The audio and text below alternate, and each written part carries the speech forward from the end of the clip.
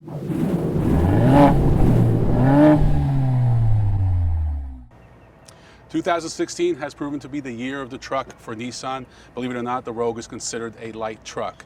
And this is one of their most important vehicles. Quickly, it will be their best-selling vehicle. Currently, it's selling well over 250,000 units a year, and everybody wants one of these crossovers. Why not?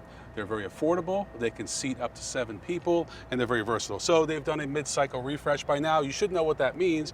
A new front fascia, new rear fascia, and interior updates. So we'll go over those. Let's start right here. You have this new V-Motion grille, which is becoming the signature of the brand. You have new bumper, new headlights, and in the back you're going to have some rear fascia enhancements.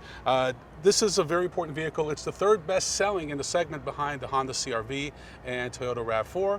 They hope that they can maybe edge those out or take a little bite out of their lead by offering a hybrid for the first time. Under the hood of the Rogue, there's really nothing new to talk about. It's the same 2.5 liter 4-cylinder engine, 170 horsepower, 175 pound-feet of torque, which is kind of on par with the competition. It's made it to a CVT transmission, available in front wheel or all-wheel drive.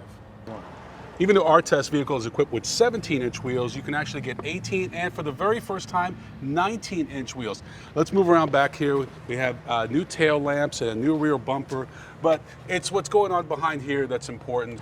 I get a lot of comments asking me, Ron, why don't you sit in the back seat, test it out for us? Well, the reality is, according to research, most people sit in the back seat are senior citizens, old little people, very young children, and petite people like our lovely assistant here. As you can see, this seat is set up for me, the front seat's set up for me, and so it's all the way back, and Beverly has plenty of room. So the back seat's very comfortable. It also has that stadium style seating, which Nissan has become famous for, but it doesn't recline.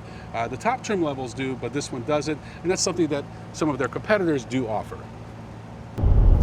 From a driving perspective, Nissan has put a lot of effort into reducing the NVH or noise, vibration, and harshness by as much as 8 and 9% depending on road noise or wind noise, and we certainly do notice the difference. However, you still have the CVT, which is not a lot quieter. This is just Nissan's philosophy. They've gone with CVTs and now others are following suit. It's going to be interesting to see how it all shakes out, but it's all about those valuable MPGs. The seating position of the Rogue is excellent. I really enjoy it, but the seats aren't the most comfortable. So let's talk about some of the changes for this mid-cycle refresh. You have a new sporty steering wheel with this flat bottom, D-shaped design that is again designed to look a little more sporty. You've got a new shifter and new materials for the seats, the dashboard, and the door panels as well. So everything trying to make it a little more premium, and it works. It's very easy to see why people buy not only in this segment, but in particular the Nissan Rogue.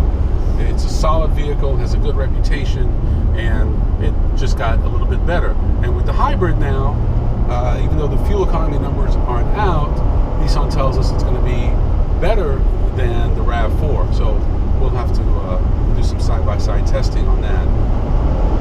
But as you can see, this vehicle is comfortable, it's roomy, it instills a lot of confidence in the driver, and overall, just a good value proposition with all the various trim levels and some of the enhancements for 2017.